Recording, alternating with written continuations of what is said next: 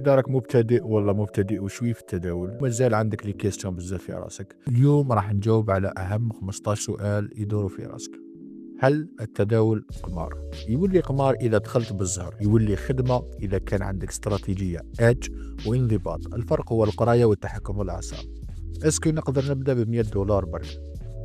تقدر تبدأ بها باش تتعلم وتجرب المارشي، بصح ما تقدر تدير بها والو، هي وسيلة باش تسقل المهارات تاعك فقط. شحال يلزمني وقت باش نولي نربح؟ ما كانش وقت محدد، بصح دير في بالك باللي لازم لك من عام 3 سنين باش تفهم اللعبة وتولي ستابل.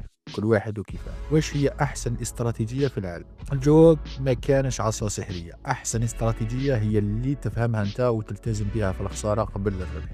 اسكو نحبس خدمتي ونتفرغ للتداول؟ جامي. اتونسيون، ما تحبش خدمتك حتى يكون التداول يدخل لك دوبل تاع شهريتك لمدة 6 شهور متتالية وبشكل مستقر، ثم تقدر تبدأ تخدم باش تحبس. علاش نخسر رغم أني فاهم الاستراتيجية؟ لأن الاستراتيجية هي 20% فقط، أما 80% الباقية راهي عقلية ونفسية. الخسارة تجي من الطمع، الخوف، ولا محاولة الانتقام من السوق. اسكو نتبع التوصيات اللي في التليجرام؟ التوصيات هي سمك يعطيهولك، لكن كنصيحة تعلم تصيد واحد الخير، ما تبقى تتبع في الناس وتخسر دراهمك. كيفاش نحي الخوف كي نفتح صفقة؟ إذا خفت معناها راك تريسكي بزاف. نقص المخاطرة حتى تولي الصفقة ما يهمكش النتيجة تاعها. اسكو الذكاء الاصطناعي راح يعوضها؟ الاي اي اداة تعاونك بصح ما تعوضكش، لأن المارشي يتحرك بمشاعر البشر، والآلة ما تفهمش السياق النفسي كيما أنا وأنت وغيرنا من الناس. واش هو أحسن فريم تايم نخدم فيه؟ ما كانش أحسن كاين اللي يخرج عليك وحساب وقتك ونفسيتك، المهم تلقى اللي يخليك تخدم بلا ضغط.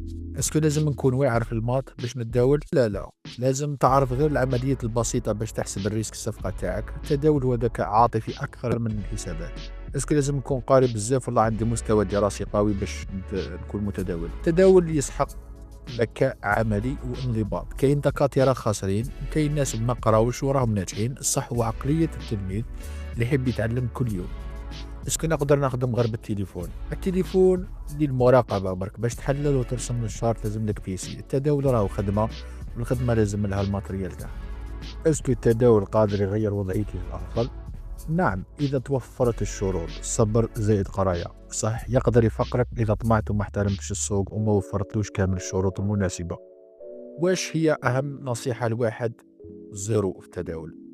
الجواب بكل بساطة: استثمر في راسك قبل ما تحط دراهمك. التداول راهو بلا علم انتحار مالي. ابدأ بالديمو حتى تتعلم ويرحمها ربي. هذو هما القواعد الأساسية، وإذا كان في بالكم أسئلة أخرى خليهم في التعليقات وراح نجاوبكم عليها. السلام عليكم وربي يوفقنا ويوفقكم.